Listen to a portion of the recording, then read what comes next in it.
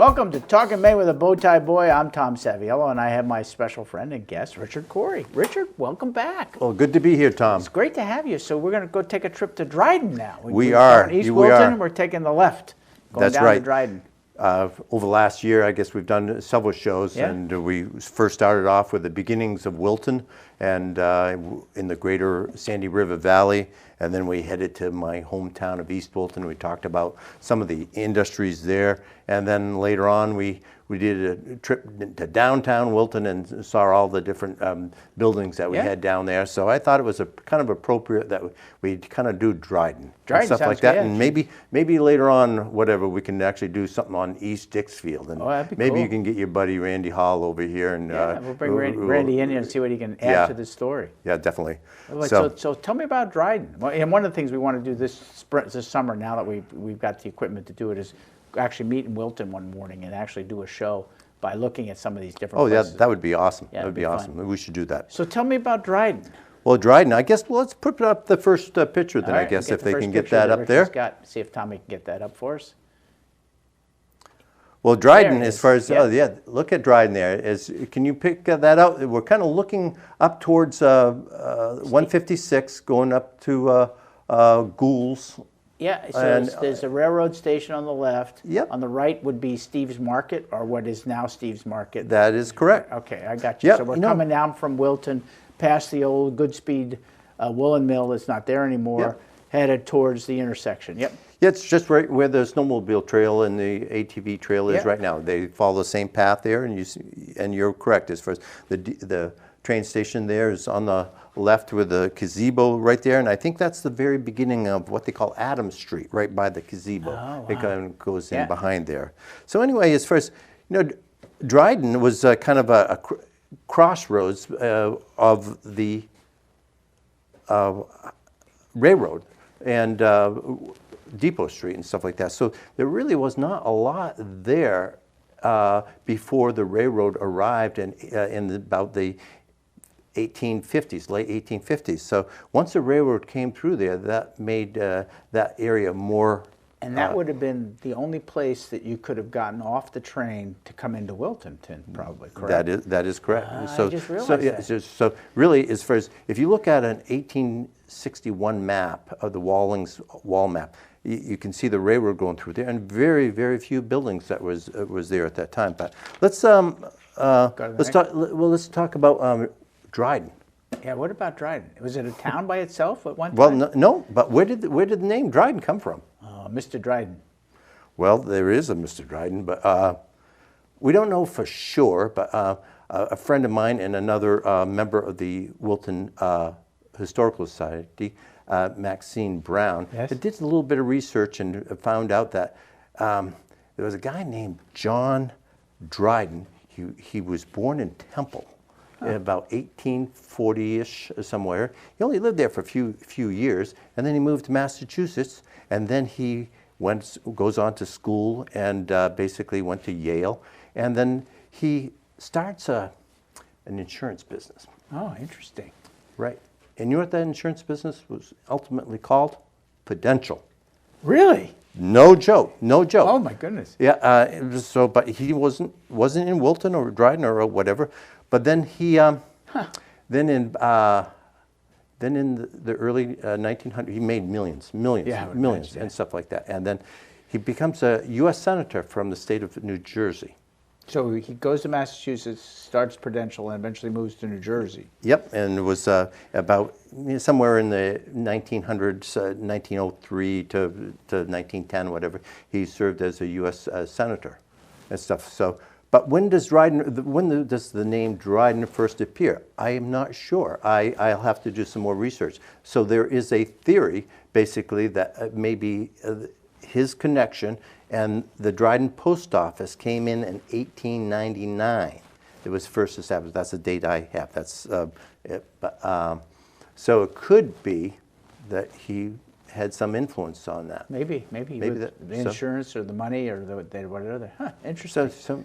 Then other people, as far as say that hobos coming along the railroad and stuff like that, would stop in there, and they knew it was a dry town. They just called it Dryden. Oh, that's another. Yes, because Wilton was dry for a long time. Yep. So interesting. Isn't that interesting? Yeah. Oh, I think that was kind of cool. Dry town. Yeah.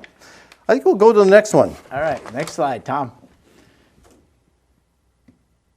There we go. Oh, there's the train. Wow. There's the train, and there's the old. Well, that's the building that was where Steve's Market is right now. Is that's the old B.F. Stanley store, and that actually was constructed right there, right after the railroad came through there.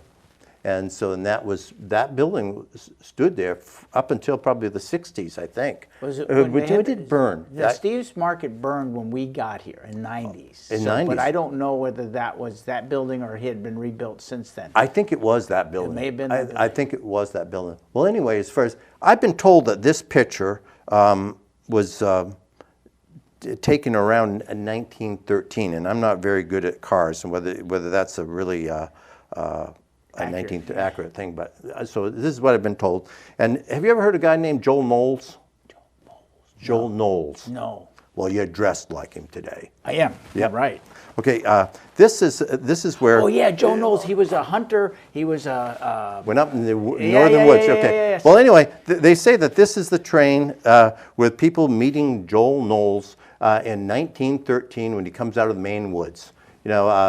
He was born in Wilton, and he went up to he was in Boston, worked for the Boston Globe, I guess, for a while. And so they had a thing that he said that he could actually go out in the Maine woods and stay survive for about 2 months, 8 weeks and stuff like that. So he did that. He took off in the Maine woods and basically stayed up here, up in northern Franklin County, up by Eustis and stuff, and he stayed up there for that period of time. I do remember the name. Yeah, and then but he probably had a little help up there with some buddies up there. So I think, so he was going to go up there naked.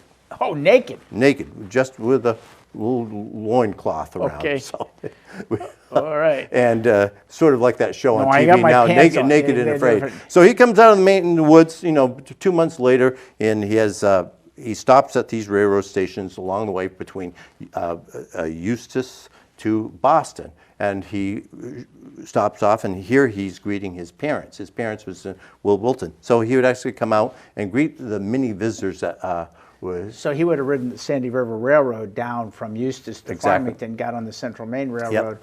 It's interesting, too, in this picture, you have cars and buggies. Yes. So it would have been around that time, I'm sure. And it also points out, just like we talked a minute ago, is that would have been the only place you could get to Wilton. So there must have been a great, quote-unquote, taxi service there to get people up into town, whether it be a buggy or whether it be a horse. Oh, or definitely.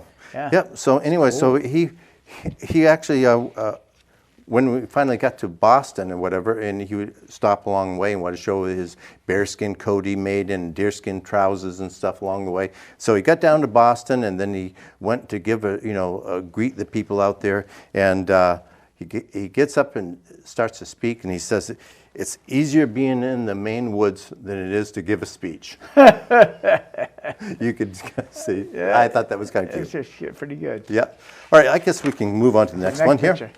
Yeah, that's great. That's a good picture. That is a good picture. Yep. And here's the old Steve's Market before it was burned. I think was it called Tony's before? I don't see. When we got here, it was Steve's Market. So Yeah. I don't know what it was prior to that. I think it was called Tony's. Tony's was they used There was to, this Tony's downtown. That's correct. That was the Food City. Now it was called Tony's when we called Right. it. We called it Tony the Ponies. That's what it was. And then it went through a couple ownerships until it became Food City. So that's the old Steve's Market. Yeah, and I actually we have a lot of pictures of this, how it changed over time with the balcony and stuff like that. Were they like a dry goods store? Yeah. So they had a little bit of everything in them. Yeah, and they probably, people coming into the railroad to get some things before they head south or north. So I guess we'll go to the next one here. Next slide, Tom. All right, yeah, there you go. Okay, you were looking back. There's a familiar, old stone house there. The stone house. You see that? Yeah, and then you're looking up to the left, way up on high, there's Kent Drive. up there. Wow. Isn't that kind of neat? Yeah, that's neat because before, it was all cut. It's all clear and stuff like that, and you can take a look. And I got a story to tell about. You can kind of see right by the telephone pole. Yeah. There's a watering trough. Yeah, yeah. This I don't have know quite who made that, but I think it was a relative of Roy Pike's, a member, a historical society member who grew up in Dryden. But anyway, he said they found this watering trough out in Thayden Farrington's pasture, and they ultimately got it back to the historical society. So that's the one that's sitting outside this. Exactly. Oh. So if you go into Wilton and you have the historical society white building, that watering tank, and it's got a date on it too, if I remember. I think so. I think it's around 1879, or I don't remember. Yeah. But that would make sense because Farrington was probably running cows. And it was using watering. We're using it as a water trough. Yeah, and so that's the kind of a neat story, I think. Any story about the stone house? You know, I got to research it. I'm not sure. Because it's interesting because it's got in the back of it, it is a stone house, and there's like a summer kitchen in the very back of it that's out of stone. I'll have to. Let's see if I'll have to do that. I know that Roy Pike, he's a graduate of Wilton Academy in the 50s or whatever. He lived in Dryden for a number of years and moved. And he said he had a brother who was kind of sickly, and he said his brother died out on that lawn. Oh, no Yeah, kidding. we had a show. We had a meeting at the Historical Society this fall, and Roy was very good at speaking to us and showing us. We had many of these pictures that we're seeing today, and he would thoroughly explain what was going on during his lifetime there. Wow. So I guess we'll go to the next one. Next slide. This is great. Okay, you got to think as far as Dryden is way away from downtown Wilton, basically. So it was a big transfer area with freight and stuff like that. And also, not only just freight, but you got passengers. So I have a picture, too, as far as of the Dryden-Wilton stagecoach, basically. So you had people, getting onto the stage right there in Dryden and being taken up to downtown. And many of the early kids coming up from New York City to go to Kennewatha Park would be transported right up through there. So there'd be a wagon load of girls coming up from the city, from southern. So it was quite a happening place there. I think you see the buildings in the background there. That would be Pine Street. It's a street right across from the Dutch Street there. Okay, yeah. And here we would be right at the base of Village View. Yep. I guess we'll go to the next down one. into town, Yep, next one there. Okay, here we have, this is sort of an interesting, this is another building that was right next to the Village View, and we're looking off in the distance. We see a stage, a wagon coming there. Yeah, coming in, yes. Okay, right up into the left-hand corner, upper left-hand corner, is actually where the Nazarene, the church is there in Dryden, the Baptist church. Oh, wow. Before it was constructed. That church was constructed about in the 20s, I think right around 1926 or something like that. So, and then there's a big building right in the back there, right where the current post office is. It was the Rangers place, and they actually had a auction house there. Huh. But you can kind of see how open it was down through and cleared and stuff. Yeah. What were they manufacturing? It looks like wagon wheels. Wagon wheels, yes. Yeah. They were manufacturing wagon wheels there. Wow. Yeah. So I thought that was kind of neat. Yeah, it is kind of neat. Yeah, I guess we'll do the next one. Okay, here we're we're looking into. We're looking from into, this railroad and then we're tracks, kind of looking at the baggage station and the ticket counter too, as far as there off to the left there, and then of course we have the B.F. Stanley store right there in the center. Right in the center, yeah. Yeah. Wow. Yeah, and we're kind of looking right down that road. So I that called factory Adams. we just looked at would have been over behind it and to the right. Correct. Right off this screen. Yeah, I think we could do the next one. Okay, here we're looking up at Kent Drive again. Okay. There. Yeah. And then and this would be right to the left would actually be where the village view would be, and then more to the left would be okay. where Steve's Market.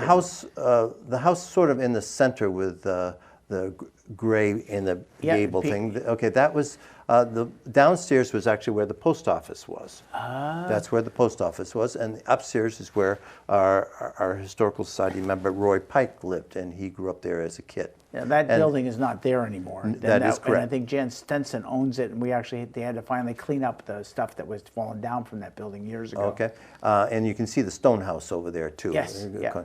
Yep. Yep, and you're right where that is. Yep. I guess we can do the next one. Okay.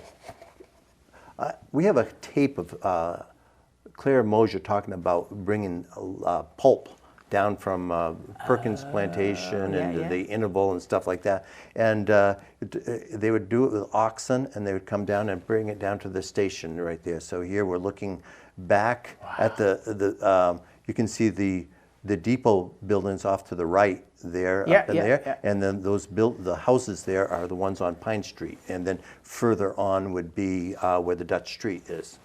Wow. It is kind of crazy because looking at the landforms now, things have changed so much and stuff like that. But it took me a while to figure that one out as far as what direction that was. But, yeah, and it's all grown up too. Yeah, so it's really difficult. So that open area probably would have been covered with lumber or pulp and stuff. Would have been like a yard. Yep. Yeah, wood yard. Yep. I guess we'll take the next one. Aha. And there's the wood pile down, lumber pile. Lumber pile. This picture right here is actually, you're looking at Village View way up on the top there. The Village View is way up that open area and stuff. This is Depot Street. This is right where the Taylor construction is. Right in this area right here is where the sawmill was, right in that area there. So there's a sawmill right there. Yep, there's a sawmill right there. And that's where Wilton Lumber was there. But this right here, basically, this lumber mill right here was owned by my great uncle, Norris E. Adams. Wow. So, did it burn down, or did it just? It lasted for up until probably I think we've got some more pictures here later, next few slides here. Okay. But it was in existence right up until probably 1953, and that's basically, I think, when Wilton Lumber took it over in 1953, and then that's when they kind of started to convert to more electrical power. This is all water power. Oh yeah, okay. Okay, we'll take the next slide, I guess. Next one. That's yeah, and here we have, you can see the water coming in from the left and going through the mill for the sawmill. And here we have unidentified people as first, but I got where the bridge is where the water was coming through. Exactly, and actually I have a Sanborn fire insurance map that I didn't get included in here, but what it does is shows the raceway coming head race and then a tail race coming through there, and it's kind of neat to see that. I'll have to share that with you sometime, but. And we'll take the next one. And here, it is amazing. I see a figure right around the 1950s. Whatever they said that this mill here was producing about 20% of the lumber in Franklin County. Wow. This was in a report, kind of the centennial report that we had written in 1953. So. And that would have been Wilton Lumber, or eventually became Wilton Lumber. That's correct. Yep. Wow. Yep. I guess we'll have the next one.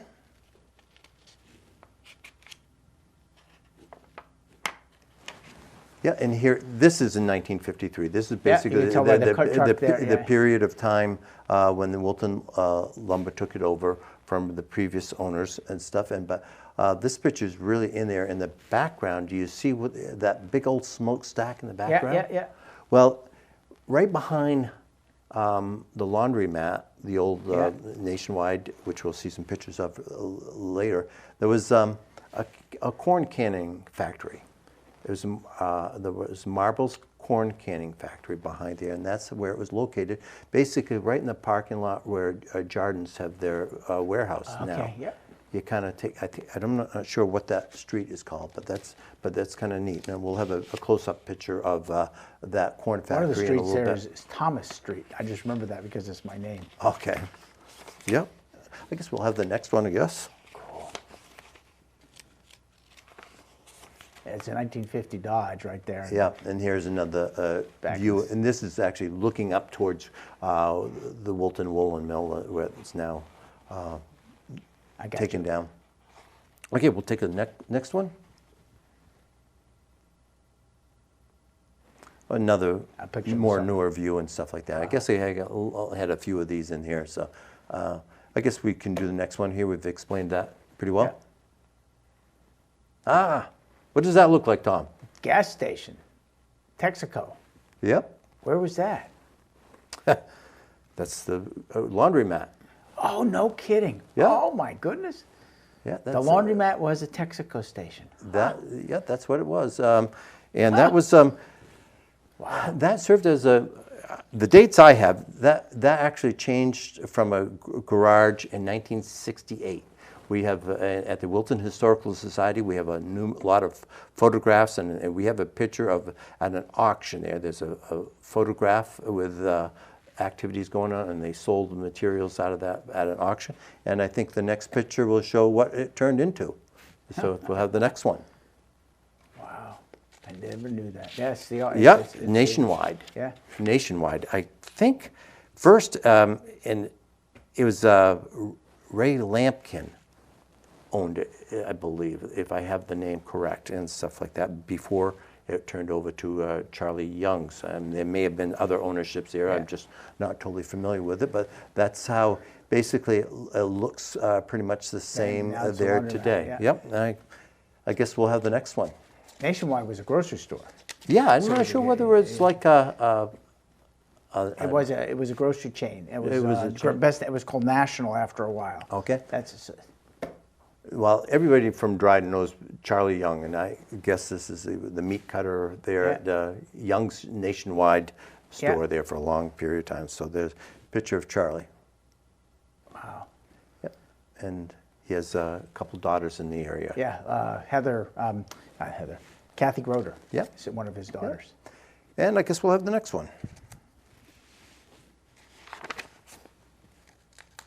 Now that, Tom, that was right across the street from the laundromat, the store. Yeah, okay. And if you remember, as far as that, a few years ago, it collapsed. Yes. And it almost felt like it just collapsed on itself. Yep. Whatever. But this was a Wilton Printing Products. Not Dave Carcass, but Harold Carcass had a printing business there, and I believe this earlier was a First and National store. Yeah, it was a grocery store when I was told, and then it became. Yeah, Frank Schumann, a guy named Frank Schumann, operate that. And Roy Pike tells me there was a building that was there was a fire station right near this area here. Had a fire truck in it, and he said it burnt down on the 4th of July with a fire truck in it. So, okay, I guess we'll take the next one. The next photo, please. There's a Nationwide. Nationwide here. You know, and all the places actually had gas pumps outside there. So, okay, we'll take the next one.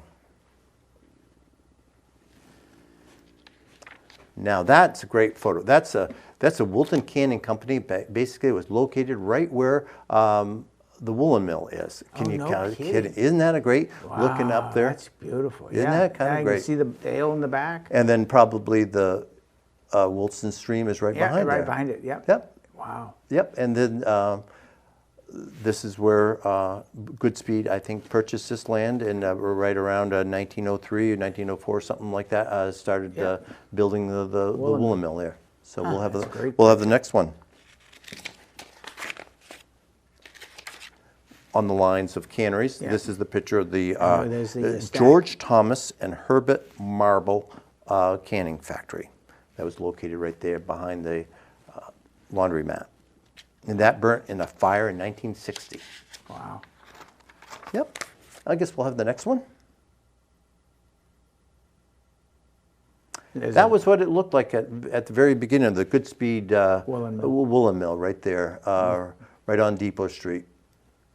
Yeah, we took that down just recently. Yep. But there was the Goodspeed had a couple sons, and over the years, just like how Bass did, basically they did expansions and the different building episodes and stuff. So it was quite a quite a little building there.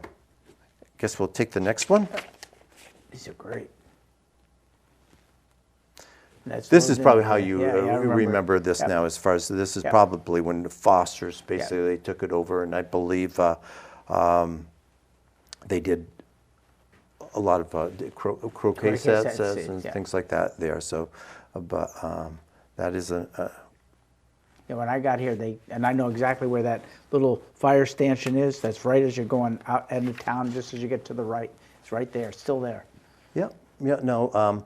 When it was a woolen mill, though, as far as during the World War II, I think the armed services kind of had some type of control over it, and they were making a lot of blankets during the war blankets, periods and yes, stuff yeah. like that. And there were several awards that the factory got for productions for blankets and for cloth materials and stuff like that from I believe it was the Army, I believe, that did that. I guess we could have the next picture. How many more have you got? Just a couple Okay, more. good. Just a couple more, we got because I know about we're 2 running out of minutes, time. yeah. Yep. And here's the dam there. As far as there was an earlier dam that Yeah. basically was smaller, but then That's this the was one about. behind, yeah. This is the mill that was a dam that was. Behind that ran the thing that they Yeah. took out a couple years ago. Yeah. Yeah. Yep. So, okay, and then we'll have another. I think it's going to be our last picture. Perfect. Yep. This is kind of an overview looking down there. You can kind of see Prospect Street, and then you can see. Look at the. Oh, I know, yeah. Pond, Yeah, basically yeah, the yeah, head the pond, head pond, yeah. back from the dam, and you got the factory right there, and Yeah. you got, Wilton Academy would be right up in the Yeah, I didn't realize distance. how big that Deadwater was back Oh, then. it did. It's It huge. went right up through there, right? Yeah. Wow, fantastic. So there's a That's 30-minute on Dryden. That was I guess we could wonderful. do some more, but No, but time- we should, but we need you to come back on again, and we'll talk about some of the other stuff. But Oh, yeah, there's East all kinds Dixfield of- would be great. I'll Yeah. see about Randy Hall coming on with us. Sounds Richard, good, that Tom. was fascinating. That was All right. really cool. I appreciate all the work you've put into this. I mean, enjoy it. I enjoy it. Now, and these postcards are all at the Historical Society. all these pictures we've got were in our collection at the Historical Society. Fantastic. So. Thank you, my friend. Okay, thank Happy you. New Year, Yep. and thanks for coming on. Okay, It was great. great. Hey, that was a great show. One of the best I've done. We'll see you Yep. next time. Tune in to Talkin Maine with Tom and his buddies. See ya.